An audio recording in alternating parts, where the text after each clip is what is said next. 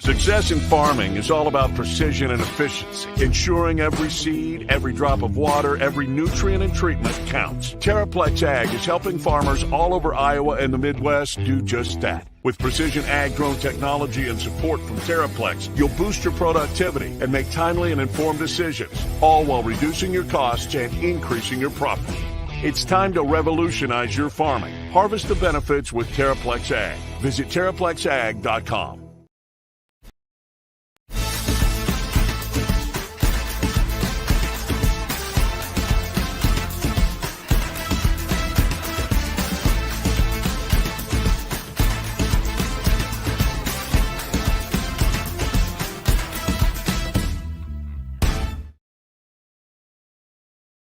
When you plant Wyffels Hybrids, you're making a statement that independence and family-owned means something on your farm.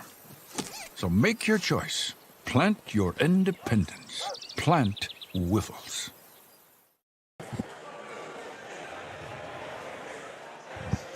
All right, what's going on, everybody? Welcome to our little live show here from Wyffels Hybrids. Everybody give a round of applause. You're going out to like thousands of people on the internet right now. Yeah. Let them all think that we're a really big deal. This is great.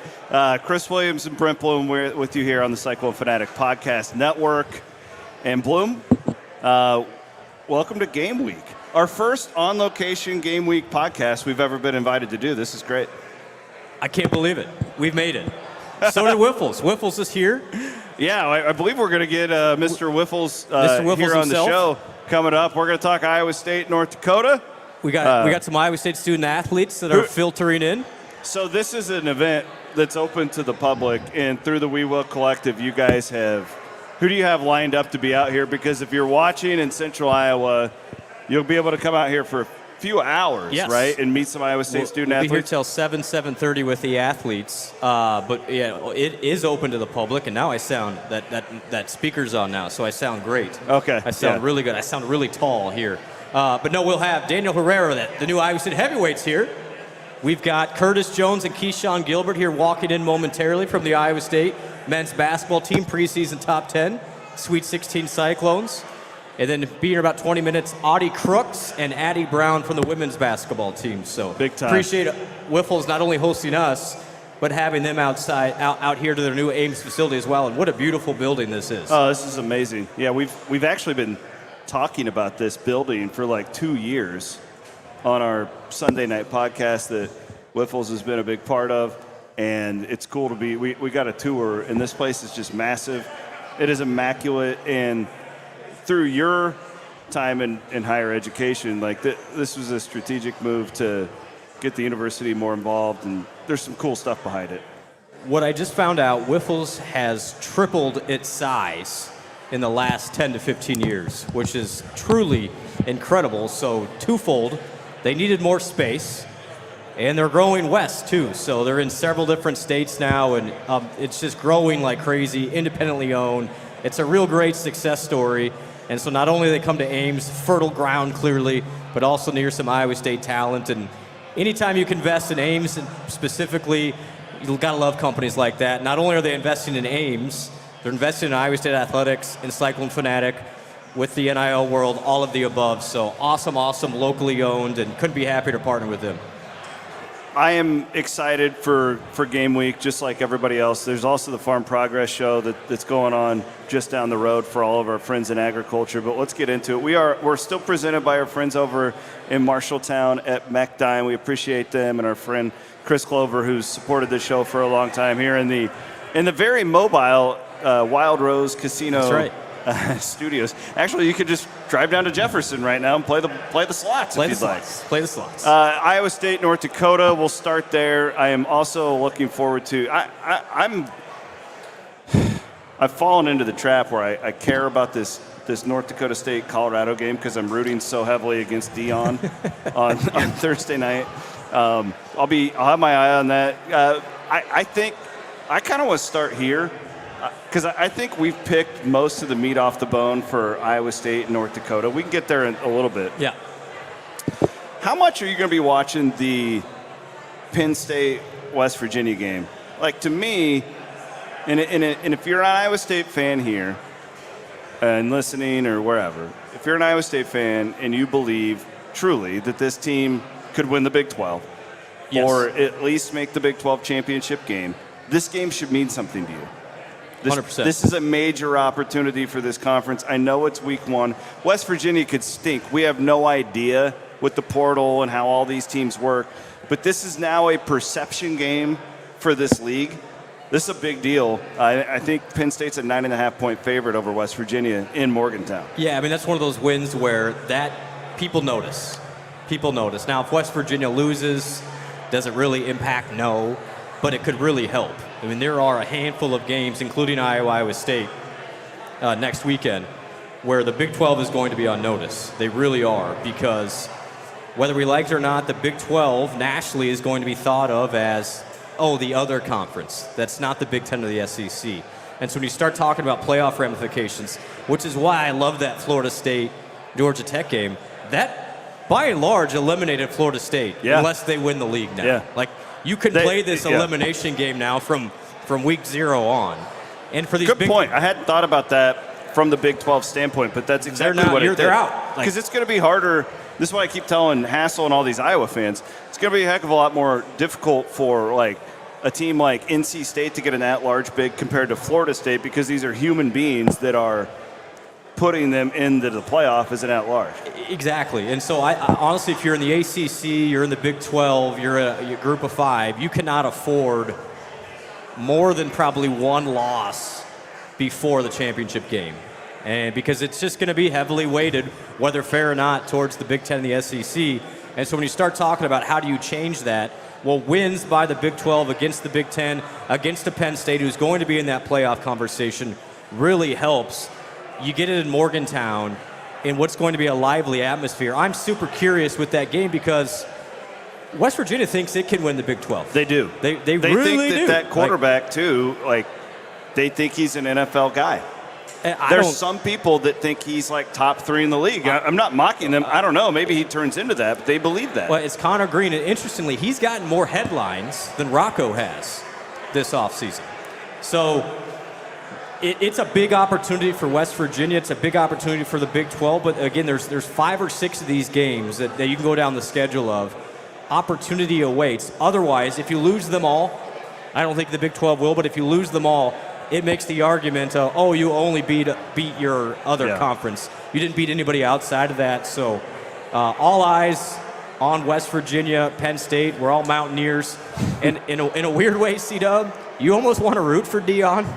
Oh, yeah, you don't want them losing that game. I don't know if you want them losing that game. From a pure comedy standpoint, yes. If you're a Big 12 fan, you definitely want Deion to win that game. Yeah. If you're And I don't know, that is what's fun about going into this type of a season for Iowa State, where Matt Campbell has had really good teams. He's completely changed the entire program. Like all this stuff that we can't deny, we won't even try.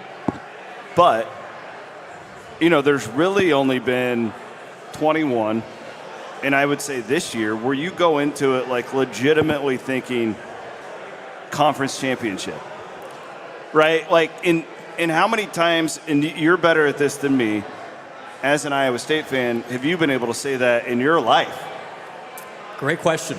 2002, would you have said that? No, not before the season. That. We said it in 2005 because you only had to win the North. And if you won the North, then maybe you get to the Big 12 championship. Although Texas was so far above everybody at that point, they were really good.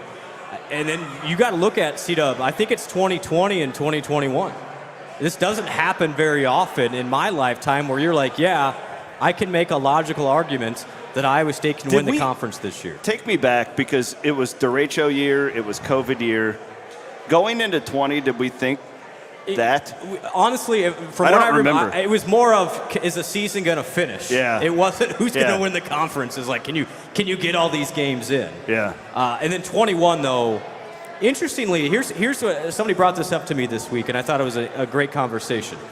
It seems to me, and let me get your opinion on this, that this Iowa State coaching staff is embracing that conversation more than it did in 2021. Because you remember when Campbell got the criticism during that year when Iowa State, I think it was after the West Virginia game that Iowa State lost, and somebody was pressing him like, hey, what do you say to the fans who don't think you met expectations? And I remember that. Matt's like, what expectations? Well, when you get into the Big 12 championship, he said, I never said that. I never said that. That was all you. That was all you. But they haven't publicly this year shied away from it. And I just think this group's looser. There's a difference. That is definitely a fact. There's a difference being top 10, and there's a difference being ranked by some minor polls. Like Iowa State's not ranked entering this year. But if you would ask the coaching staff, from 1 to 85, this staff feels like this team has a better chance, potentially, than that year's team because they just have they've got bigger depth, they've got more guys, and then the Big 12 isn't quite as top-heavy. So that's the great thing about this year is we'll see how much you learn on Saturday, but everything's on the table for this team, and it's going to make it really interesting, and that's why games like West Virginia and Penn State matter because it's not only interesting to win the conference, it's interesting when you start talking about the playoff conversation as well because you only need to be in the top 12, right? Like you don't need to be in the top 4. No. We've talked about it all along. It's going to be tough for the Big 12 to get 2 teams in. But if you take care of business in the non-conference, you give yourself a little bit of a better chance. Well, we do on Sunday nights. We always do our Wyffels Hybrids Big 12 segment, and we touched on this, but the Big 12, the slate is loaded on Thursday night. Now, not a bunch of great games, but this is where the Pac-12 schools coming is going to make this league awesome. So you have like Utah. The night games. Yeah, you have Utah kicking off at 8. Go to Saturday night. Okay, this is phenomenal. So we have a 2:30 kick here in Ames, and then you've got 4 or 5 between 6 and 7 they kick off, and then you've got 2 9:30 kickoffs in the Big 12. We've got New Mexico at Arizona. They're overrated. You've got Wyoming at Arizona State, and we're going to get our first taste of this new league. What do you? I guess I did my final summer series podcast. I want to thank everybody who was a part of that. We had a lot of players. Campbell gave me some time. It was awesome. Coordinators. Yeah. It was a really good off-season thing. And this is where I landed. I think I'm aggressively, so Vegas has it at 7.5 for Iowa State. I think if I were to create a line, the proper line is 8, and you're going to have to risk them going 8-4. I think if I were to create a line, knowing what I know and what I think, 8.5 is too high. Going up, right? Just for you're going to get all the action. Money. Yeah. If I'm trying to draw even money, like here in this state, for people who cover and follow Iowa State, 7.5 seems too low to me. Like, listen, everybody knows I want the Clones to win, but I also think I can be objective. And I'm mapping this thing out. Could I see him go 7-5? Absolutely. Like, I could draw that up. But I see the games that I think that they're going to be really tough. That would be Iowa, that would be Utah, that would be Kansas State, and that would be West Virginia. Yep. And I think they split those. I think they're going to split those games. Okay? Let's say you do that. I think that they're going to drop UCF, Kansas, or Texas Tech. One of the 3. 2 of those, well, those are really 3. None of them are away games. No, and I think UCF's really good. I've been on that bandwagon for a month, even before Felica came on and did that. But they're bad away from home. Like, that's a huge advantage to have that game in Jack Trice Stadium. So where I landed, 9-3, aggressive. If you want to be more conservative, 8-4. Yeah, I think and super aggressive is 10-2.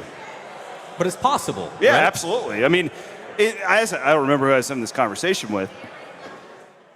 In the history of Iowa State football, when they are good, okay, when they're good, I'm not talking about the teams that are scrambling to get to 6-6 at the end of the year, okay? Yep. No, I'm not talking about those. When they're like a legit Paul Rhodes team in the what year was that, where we thought they were really good, not Klein, Jans. 2012. The 12 team, go back to 2005, 2021 with Campbell. Like, these teams that we think underachieved, give me 10 plays that are redos in that season. Well, that's right. Like exactly. So that's really what I think this year is going to come down to. What story will the 2024 team in those clutch situations when it comes to making a kick, a bad penalty here, a turnover? Yeah. Dropping a punt. This season will come down to 10 to 15 plays as far as that goes. Totally agree. In fact, I'm going to look this up if I get bored tonight, and I'll be bored probably, most likely. You know my lifestyle. So about 9 o'clock here, yeah, I'll be be bored. Digging in. I think, if memory serves me, this year in 2020 would be the only years before the season that Iowa State is not a double-digit underdog in any game. See what I'm saying? Yeah, absolutely. Like, even last year, you were double-digit underdogs to Texas at home, Oklahoma on the road. Like, those were going to be hard no matter what. This year, the only game where you're more than a touchdown underdog is at Utah. Everything else is 3 points or below, or you're the favorite. So you're telling everybody to... So you're going to be the old cardiac. Give our friend Hope Wood a call and get that will in a day done. It's going to be stressful. The old cardiac clones, baby. Relying on the kicker as Iowa State fans usually is stressful. I think that this defense is going to create some turnovers myself. So we have all talked too much about the offense in the offseason. Agreed. So the key to the season will be the kicks. Terrifying, because I think I know what the offense is. I really do. I think I know what they're going to make a bold. Can I make a bold prediction? That's all we want here on the show. 43 minutes of bold predictions. I think this offense averages 30 or more points per game. Okay, so we agree there. For only the second time in the last 50 years. So the difference between 8-4, 10-2 will be turnovers created by the defense. And making a kick. And making a kick. Oh, that doesn't make anybody terrified. We got it. No, how do you make turnovers? How do you create turnovers? Well, you got to get pressure on the quarterback, and it's about field position, right? I mean, punting's not always the worst thing. So that goes on an experienced quarterback, right? And not turning it over in bad territory. Like, you want to put that pressure on, and that's where Haycock's defense, man, that's where they're really good, when they get you backed up. And this defense with those safeties, if they all can stay healthy, and Chris, I got good news. They're all healthy right now, which is awesome. I hope. They're going to, like, Jeremiah Cooper he's got that, remember, was it Tyrann Mathieu? You know, the old honey badger? The honey badger. I knew it was some sort of wild animal. I think Jeremiah Cooper is going to, he'll do something special this year. But where Iowa State's going to win the games on defense is up front. And you heard the North Dakota coach in his press conference earlier today said, honestly, I've got my biggest concerns. He said 3 areas, which I thought was really good. Number 1 is the quarterback for Iowa State. He said that guy knows what he's doing. He has a command of everything. And that is such a huge upgrade for where we were a year ago or even 2 years ago at Iowa State. Yeah. Like, major change there. The amount of comfort that everyone has in Rocco Becht is off the charts. You could not say that last year. You could not say that the year before with Hunter Deckers. You could say it with Brock. It just gives everybody a sense of calm that, okay, we got a guy. Number 2 is the receivers. What the North Dakota coach said is it's going to be really hard for us to cover that 6'4", Jaden Higgins, Jalen Noel, who's one of the most athletic players in the conference. And he's like, and then they bring in this 6'7" and 255-pound tight end that we have nobody to cover. That's hard. Yeah, it's tough. The third area is, like, their defensive line is good. And what I heard this offseason and then during fall camp was from Eli Rashid, who does not lack enthusiasm, but he's like, these guys are going to be scary. Tyler Onyedem, Dom Orange, another year, Kennard Snyder adding pressure. Your guy Iziagu's coming along. Even like a Peterson, who played pretty well last year, isn't going to play as much this year because they got so much more guys there. I think Iowa State can rotate people at that defensive line position, and that'll really show up. You'll see it on Saturday. North Dakota's 4 new offensive linemen. Good luck. But those turnovers start with pressure, and that's where Iowa State, I think, defensively is going to be an upgrade from a year ago. The question for me then is, you're replacing an NFL guy in TJ Tampa. Absolutely. And so how does somebody fit in there? I thought the one interesting part for the depth chart on Monday was that Porter and Purchase were oars on that one side. That's a good sign a good confidence builder for Darren Porter. Yeah, that surprised me, but I think that is the amount of respect that Matt has for Porter. Purchase is going to start that game. There's really not much doubt, but I'm glad that, Porter's more of an NFL prospect, right? He will play in the NFL. Compared to Purchase? Yes, because he's got the size. Yeah, that's what I'm saying. He's a special team extraordinaire. Purchase may be a better college player, like in the past 2 years, but that's definitely a good. I think they've got 3 guys they can win with there. It's Bess, and then the LSU Robinson. Yeah. If there's again injury concerns, it makes me nervous there. Makes me a little bit nervous. Well, Rob's watching on Facebook, and he just went and slammed the over. Oh, God. Guys, this is not a show of gambling advice. If I knew that much, your mortgages I probably are wouldn't on be the line. podcasting for a living, okay? We are Cyclone Fanatic. We are out at the Wyffels Hybrids. Big grand opening here at their brand new facility in Ames. This place is immaculate. And a bunch of people here for the Farm Progress show that's going on down the road, and it's awesome. Appreciate them having us out here. Love meeting new friends, especially in the world of agriculture. I love being at these ag events. It makes me. I was telling Tim from Wyffels earlier. I feel like I'm talking to my uncle every time I talk to all these folks. It's just from good, all over the place. It's good people. Yeah, well, they're all over the Fantastic. state. What are they in 5-6 states? Our friends. Fifth largest seed company? Did I get that right? John's going to come correct me if I'm wrong on that, but amazing amazing growth. John will fill us in. I want to thank a couple of other great sponsors as well. I'm sure my friend Jeff Kelderman's going to be listening to this podcast. We'll see him out. Kelderman sent me a bunch of pictures. He was getting his rig ready for the lot the other night. He's all fired up. He was Tuesday night. He was all amped up, ready to go. I want to thank our friends at Game Day Men's Health. Locations in Ankeny, West Des Moines, and also over in North Liberty on the eastern side of the state. Yeah, you can go in and you can get your testosterone checked, all that good stuff. They're going to weigh you, do all that, and they'll test you out for free. Free consultation. They'll let you know. They'll make some recommendations. Maybe you won't need anything. But I will tell you, I've done it, and I feel 10 years younger, and I'm down about 25 pounds since I started going to Game Day Men's Health. So I thank them for that. And Bill Morris and his staff do a great job. MoveWhatMatters.com, our friends at the Iowa State University Foundation. This is a big time of year for them. Everybody's excited to be an Iowa Stater, and you need to expand your horizons a little. It's not all about football, Bloom. Damn it. It's not all about football. Sometimes it feels like it. Yeah, but what I'm saying is, go and make a donation. What's important? How about the College of Agriculture and Life Sciences? There you go. How many cows grads in the house? Yeah, right there. They're all chowing down. They're eating cow right now. Right there. They're eating cow and drinking corn. There's a lot of Busch Light flowing through Busch Light crowd. Yeah. All right. So we got Iowa State out of the way. We got most of the Big 12 stuff out of the way. We got to do something a little bit about college football in general in week 1. I saw there's only like 30-some games that feature FBS opponents versus one another. You go up and down this list. We got a lot of FCS as we get set up for next week, and that's where things really start to pick up.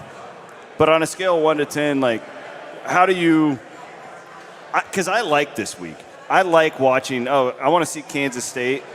I just want to see this new kid take on live reps. How do you approach it? Yeah, I mean, it's almost, to me, I mean, there's a handful. It doesn't seem like there's as many great games this week. It's almost as if it's the, like the preseason games for the NFL, but the college version where there's pressure, but it's not a crazy amount of pressure. So it's like you can dip your toe in just enough. And, yeah, definitely excited to see what everybody has. And then really next week, you look at the slate, including the Cy-Hawk game, and it gets pretty electric pretty quickly. So it's just gonna be nice to turn on be in the RV lot and turn on football. I don't care what I'm watching. Well, that's like tomorrow night with all those Big 12 games on. Kansas is playing Lindenwood. Yeah. Sorry. We got a 2 microphone thing going on here. I got a little bit confused. Bro, introduce our guest. We have, as the name might suggest, John Wyffels from He's Wyffels got his name on Hybrids. his shirt right there. Right there. Thanks for having us out we here, are sir. we are in Wyffels country right now. Hey guys, glad to be here. Well, this is an amazing facility, and we've been talking about it, I feel like, for 2 years, and it's awesome to finally see it. Well, I'll tell you what, it's been something that we've been dreaming about for probably close to 40. And I would tell you that we probably started planning this in earnest at least 5 years ago. So Wow. long time coming, but super excited for us to cut a ribbon in July and host people tonight. So, John, why this area? Why Ames? I know you guys are growing like crazy, and especially growing west. I think that's a really great point that, we did evaluate a lot of different locations when it came time to building something. Certainly there were places that were for sale that we could buy as well, but we really felt like we wanted to do it the Wyffels way. We wanted to do it the right way. So a couple of things that, went into our decision making, first and foremost, we're a really customer-driven brand. And so a lot of our customers are 5, 6, 7, 8 hours away from our location in Atkinson. And so this was an opportunity to improve the reach and get closer to them.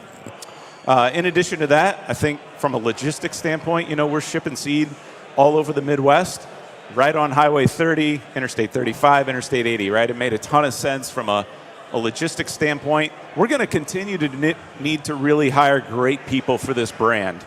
No different than, a lot of the sports teams you guys cover. This is a people business. We win with people. Yeah. And so we really believe that this market, long term, when we think about this business for generations, was a place that we wanted to be. So those are my top 3 for you. There's certainly a longer list, but that's why we're here.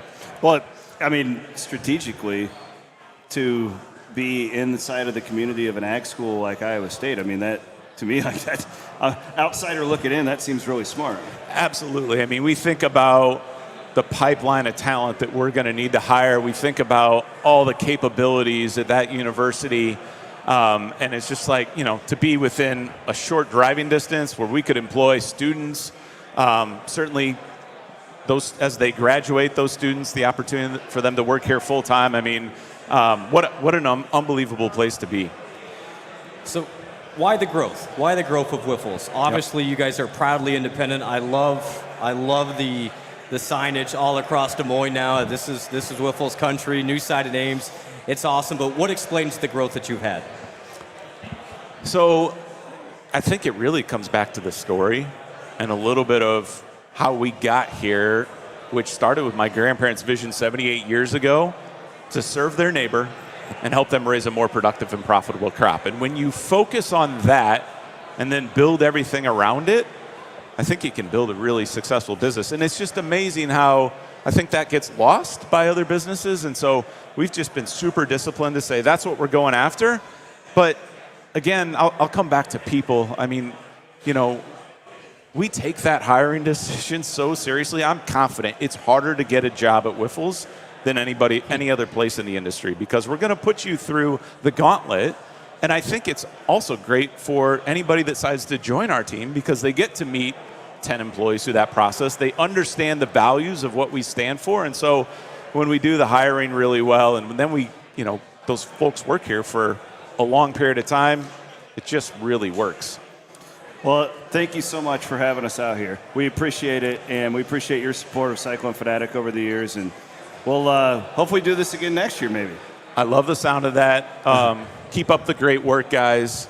Good luck to the Cyclones this weekend. Super excited to begin football season here very shortly.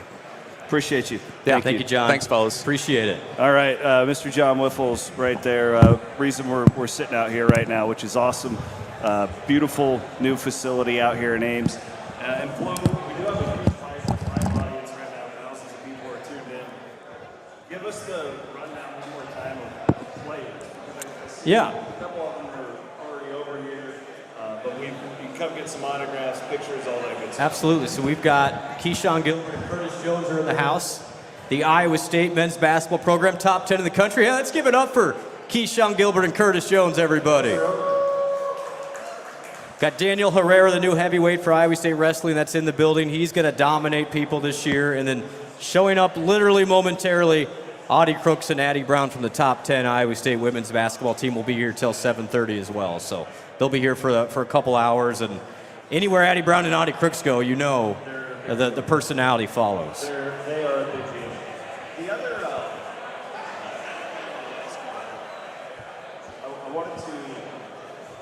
I wanted to talk about the Lincoln Riley thing. I'm just interested what you think of, because I think he's going to get waxed by Brian Kelly. I think he's going to get waxed. I think it's like a Sunday night game in Las Vegas or something like. Is that a neutral site? Yeah, that's in Las Vegas. Do you? Because he's an old Big 12 guy, and we followed him.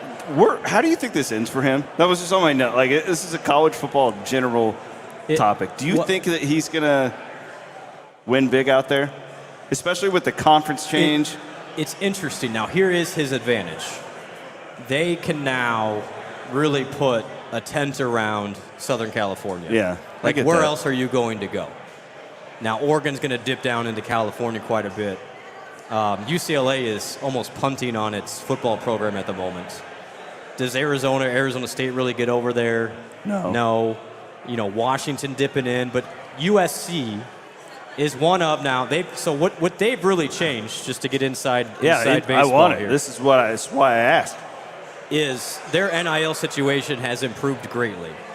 So where they got burned the last couple of years is it wasn't as good. So they really spent on Caleb Williams, didn't have much on the back end. Okay. Now they've really increased that. They're basically saying, come out here, you're going to be the Lakers of college football, and really leaning into that.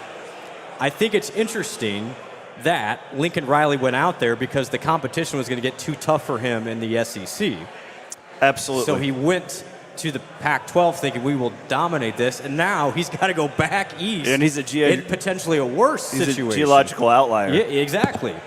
So no, I don't think it's going to end well by their standards. I was thinking about we didn't talk about this before, but that's where I think Brian Kelly's going to wax him. I think Notre Dame's pretty good too. But interestingly, again, this is why I love the playoff setup now. This is a borderline elimination game for Notre Dame. Borderline. Their schedule's not great enough that they can afford maybe 2 losses. Can they get in with 10-2? I just don't trust the playoff committee. I don't either. I mean, especially as Notre Dame is concerned. I feel like an 11-1 Notre Dame blind resume. It doesn't matter. What about 10-2? No. See, that's where I get what you're saying. Your leeway goes down drastically. If Notre Dame's 11-1, 9 times out of 10 they make the playoff. Yes.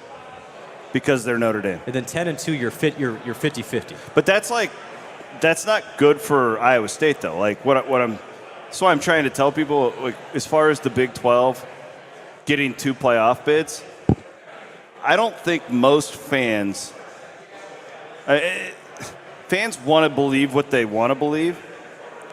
I don't think most fans are being realistic about how uphill of a battle that would be, especially with the parity in this league. You see where I'm going there? 100%. Yeah. Well, it's just going to be. I don't see like a great scenario where you have. Even if Iowa State's 10-2, and Ole Miss is 9-3, depending on who those losses are against, it's going to be really hard. It's going to be really hard for Iowa State in that scenario. And you always say it, and it's dead on. It's a television product. Yes. At the end of the day, and the SEC and ESPN's relationship, they're going to want as many schools as they can get in there. So I agree. I think the great thing for Iowa State is you win and you're in. You're not only in, you're in the quarterfinals.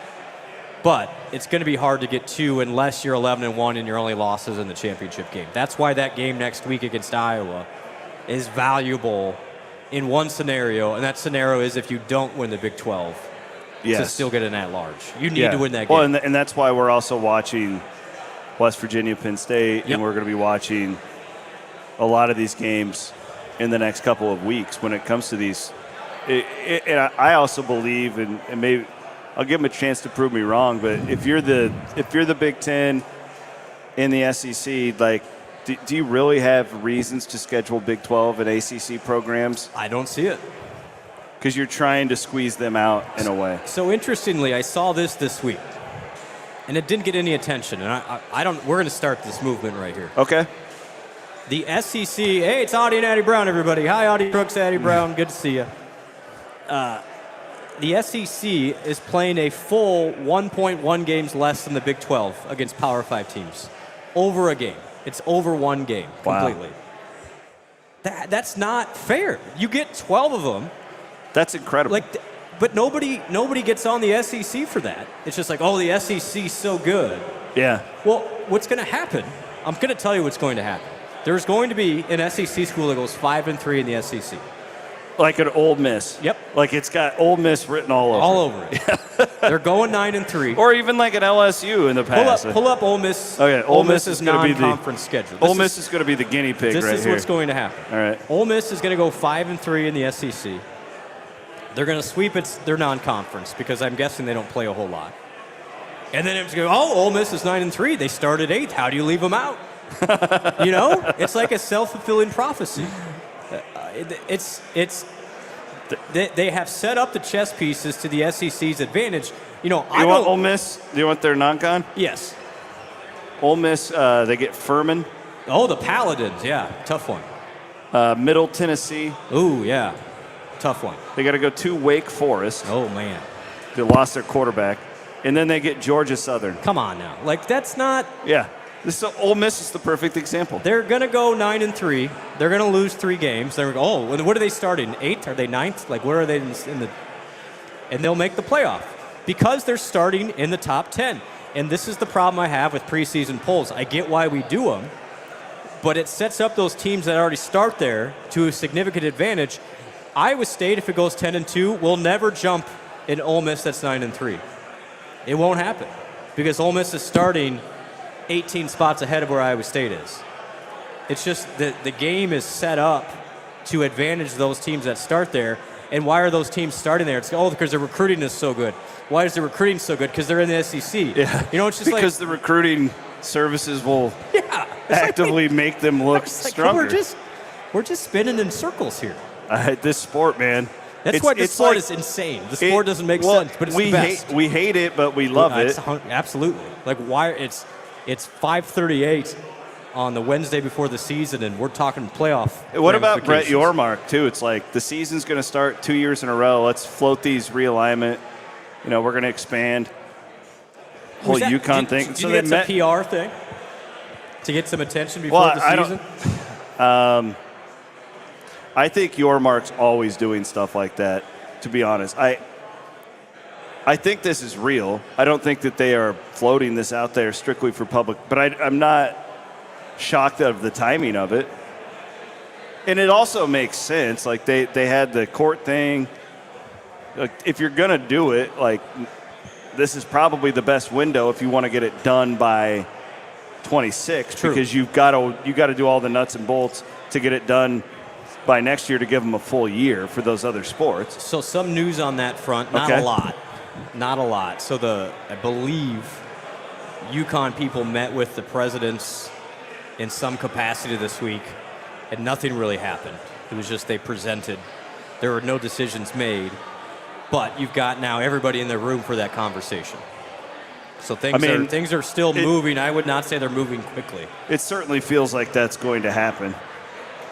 I don't know. The question, you can't just add them without somebody else, though. So who's the other program? Is it Gonzaga, or is it Creighton, or is it an ACC Creighton, school? Have you heard Creighton? I think it's if it's basketball only, I think it's interesting from a geographic If I'm Creighton, standpoint. why would I leave the Big East? I don't even understand. Can you explain to me if you're UConn why you leave the Big East? Money. Did you? Here's a fact for you. Ready for this? Yeah. Okay. I love the facts. Connecticut. Huge fact guy. Connecticut's athletic program is getting $53 million a year from its university.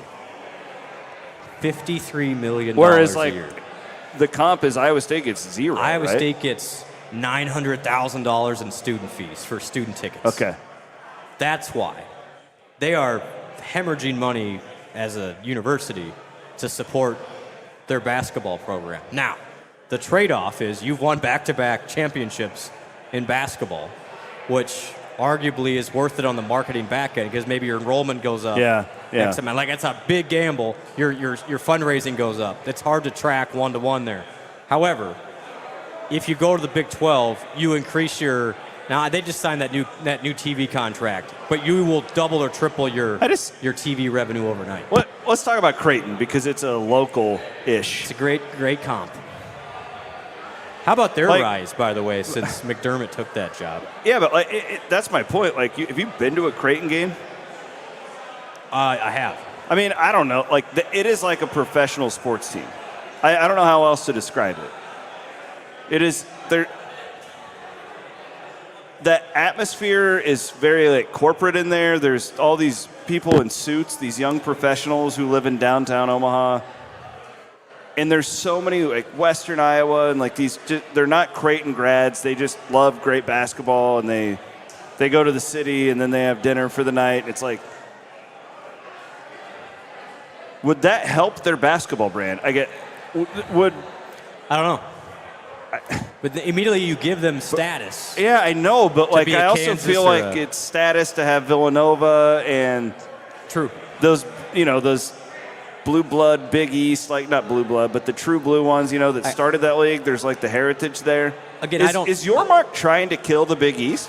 Yes, he's trying to kill the Big East. More TV dollars. Yeah, and he wants that big contract for basketball. He's trying to kill the Big East. We just landed on this. That's what's happening. He's trying to kill the Big East. Yeah, We focus too much on football and the ACC and all that. He's trying to kill the Big East. Because the word is they just signed, look at their TV deal. That'll tell you a lot. I think it goes through like 2032. Yeah. Because he knows that the Big 12 will be up in 31. And you can Google it. Look at who they signed that TV deal with. It's a who's who. Is it Turner? It's Turner. It's, I want to say NBC. And it's three big ones. Three big companies for that. And so this is a 10-year play here. NBC, Fox, and it's NBC, and TNT. So they're going after the NBA dollars. Correct. Because the NBA left Turner. And if you lose Connecticut, there's a huge brand. That's the biggest. That's number one. You pick off, even if it's Gonzaga, okay, that's a little bit different. I don't know if Creighton's an actual realistic thing. If you're doing basketball only, though, I think it is. Like, if you're trying to become a basketball, I would say Marquette would be a similar conversation. We can judge if he's trying to kill. We can judge if he's trying to kill the Big East by does he go after Gonzaga next, or does he go? I know for a fact that the Big 12 was very anti-Gonzaga. When that was presented at first. Now, potentially that changes. If you want to kill the Big East, you get Villanova. I mean, if you take UConn and Villanova. What do you get? What do you got left? And Yormark's such a homer for the eastern side of the country. He wants that. There will be, in the next 10 years, there will be a Big 12 tournament in Madison Square Garden. No? You don't. This is adding Utah to the Big 12, and then, we're going to adopt Las Vegas. You don't add UConn and then not take a tournament to Madison Square Garden. No, which we all hate, but I'm just, again, guys, I am not here to tell you what you want to hear. I'm here to give you my best analysis of it. That's where this is going. It's a 15-year plan. Yeah, so I get a lot of stuff to happen there. But what the Big 12 can do to stay viable, mostly, C-Dub, it's winning games like West Virginia against Penn State Saturday. Yeah. And Iowa State against Iowa next Saturday. Real quick on North Dakota. Yeah. Oh, yeah. Can I thank a couple of sponsors, and then we'll get into the game and make some predictions? We're live here at Wyffels. Live here at Wyffels out in Ames. We're just east. Yeah, you're better at this than me. We're east of I-35. Okay. East. So you know where everyone knows the big Barilla plant? Yeah, it's the pasta plant. Yep, the pasta plant. It's right over there, and it is a massive warehouse. They built this to grow. They are it's not full. They are anticipating a monster growth spurt. I'm still waiting for my growth spurt. Maybe at age 40 it'll happen. Yeah. But keep drinking those craft beers. That's what Wyffels is doing here. Thank my friends over at Gravitate Co-working. Check them out at gravitatecoworking.com for all of your co-working needs in the Des Moines Metro. They've also got, I believe the one still in Jefferson still kicking as well. These co-working deals taking off all over the state. They're a really big deal. Jeff was way ahead of the game with that. North Dakota. So I'll give you my prediction. Lay it on. It has not changed much since Sunday's show. Here's what's going to happen.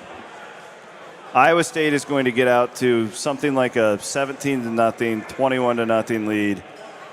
And the second half is going to be like watching paint dry. No, honestly. No, like, it's not, because it's your favorite game. It's my favorite game. I'm telling you, for like a normal fan. I'm sick, okay? Like, I want to see the true freshman corner. I want to see him get reps. That's me, and I'm going to be locked in. I'm telling you, my wife and kids are not going to enjoy what Matt Campbell is going to make of this second half. So, Iowa State wins this game 41-6. That's about where I'm at. Okay. 47-10. Oh, okay. You're going to give them 10? I think it's. You're going to give the Fighting Hawks 10? I think they make a field goal early. Okay. And then the randoms get one. Just because. Yeah. I'm feeling good for it. Good I news, want to see though. this D-line depth. Wait, honestly, say, hey, Chris, what are you looking forward to watching? Well, I want to see the 2s and the 3s on the defensive line. So sicko are we stuff. let's put the North Dakota over-under at 9.5? I'd take the under. I think that's fair, right? Yeah. I would put it a little lower. Really? Yeah. They're getting to 10? I would put, yeah, I would. Is there an over-under? Have we seen that yet? I haven't seen it. Aiden, Aiden, can you look up? Can you see if we have an over-under for this game? I don't even know if Aiden's listening to us. He's enjoying the Wyffels corn too much. Yeah, he's over there just chomping down a corn. But real quick announcement. Oh, we have an announcement? Not really. Weather's supposed to be great. Not too hot. Not too hot and not too humid, actually. The humidity is going to be down on Saturday. Boy, this humidity the last week has been much. brutal. A little bit much. Golf ball flies farther, though. Did you read about the corn sweat? No. I'm sure there's a lot of people in this room that know all about that. About what it does to the dew point when it's that hot and the corn is this high. It's crazy. I'm gonna bring up somebody here later. It's wild. They can explain it to me like I'm 5. Yeah. But no, Chris, we can't have Ames Lager in Jack Trice Stadium unless you're in the premium areas. So that's not changing. However, that stinks. However, you can get a We Will pizza. Oh, yeah. 5 locations throughout Jack Trice Stadium. Well, they have the breakfast pizza. Nope. Cheese or pepperoni, buddy. Can we work it for one of the 11 a.m. kicks to get the breakfast? Because I'm a huge breakfast pizza. I would love it. I will talk to my people. We'll talk to my people. So look for, again, no Ames Lager for the public. You can get a pizza. But for those of you in the premium areas, Ames Lager Tall Boys, buddy. So you're right around the same score prediction as me then? Yeah, I think I said 40, 45, 47. I do think that offense will cook early. I really do. I don't think that there is, because we've seen these September lulls. This is a different type of opponent than Iowa State is used to getting in this first game. I think with the mojo and experience on that offense, I think Mauser almost, I don't know. You're going to rein him in. Yeah, I think Mauser will be aggressive early. I think he's going to want to set the tone. And I think, too, I know I said this on Sunday for our loyal listeners who listen to both shows. Thank you. But I truly think that Iowa State's defensive front is going to give hell to North Dakota. I don't know how they're going to move it. I don't. And I think that there's going to be a lot of 3rd and longs, 3rd and 9s, and all of a sudden that kid back there for North Dakota is going to throw a pick. You might have a pick 6. That's how I see this going. Do you remember the first touchdown last year scored by Iowa State? Who scored the first touchdown Jeremiah last year? Cooper. Jeremiah Cooper. Giddy well up. done. The Honey Badger. But yeah, so weather's going to be fine. I have the over-under. What do you think it is? Thank you, Aiden. Well, I just did I would put it at 47. So what was my prediction? I said 41-6. 40. So be right at 47. Yeah. It's 51.5. So we're on the under. We're on the under. There you go. I would have been on the over with my score. Anyway, we were close. We're right on it. Yeah. Right on it. I'd like to see that broken down. So I could do this. So 28. They're looking at. You're looking at 42-10, 43-9, 39 to. So it'd be 9.5. 39 to 13, something like that. Yep. Yeah. Do you have a specific player too that? You know who I want? Ike's the guy I want to keep an eye on. Ezeagu on the defensive end. Let me give you a couple. Brazina. My picks to click. Guys who I am excited to watch on Saturday.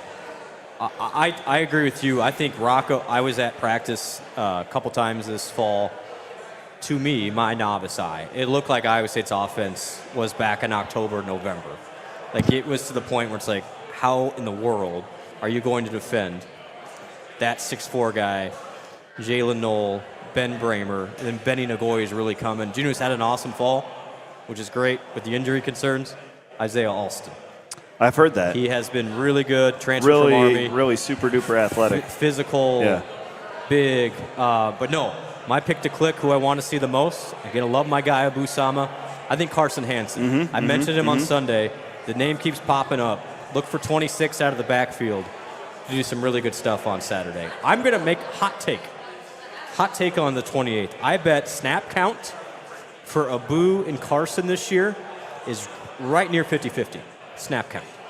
Not carries, snap count. You could see them both on the field a lot at the same time. Carson's a big I dude love too. the running back in the passing game, and then right? Defensively, I want to see Brazina, not just because he's your tag team partner. He's been really good. I think he saved me. I really want to see Ike Ezeagu, who's had a great summer. That would be the main guy on defense that I'm a big fan of his. And John Tez Williams, too. Yes. He would be the other guy.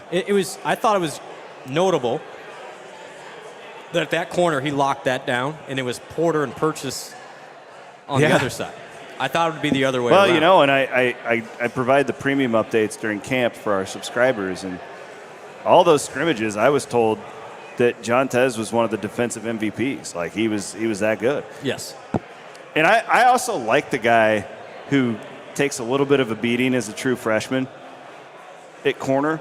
Anthony Johnson. Anthony Johnson did that. TJ Tampa in 2021 had a very average season. Who was the guy? Rhodes had a guy. He came in against Texas on a Thursday night, and they just picked on him, and then he turned into a really good player. Whatever. You see my point. Yeah, yes, they almost happens. learn. That's a tough spot.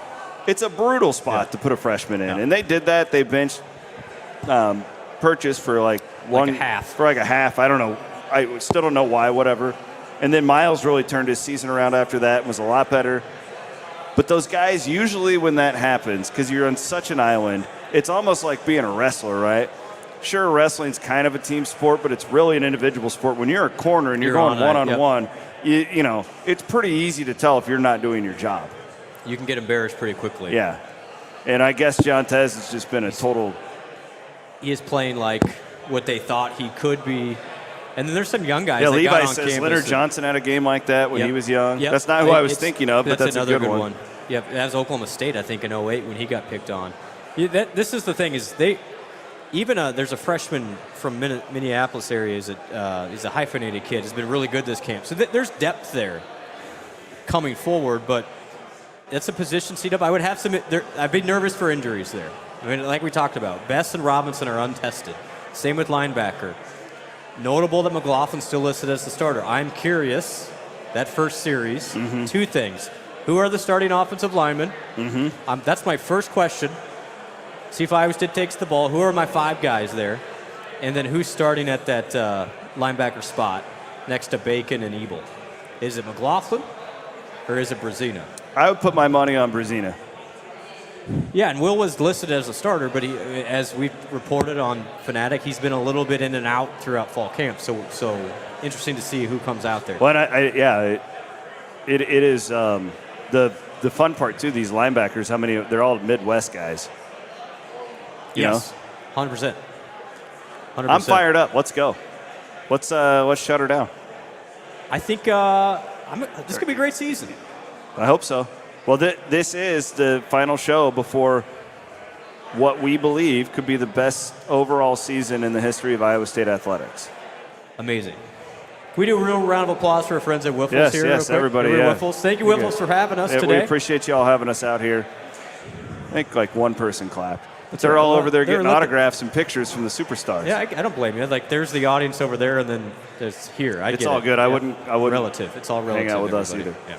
No, this was fun. We'll do this again. Really good time. Thanks to Wyffels for supporting everything we do. Blum, we got through another off season, my man. Thanks to Aiden Wyatt for producing the live show here. Always appreciated. And we will be back on Sunday night. We will be in the home office. We will have full headsets, all that stuff. I won't screw it up this week. Full yakety sacks. Thanks so much. Signing off here on the Cyclone Fanatic Podcast Network.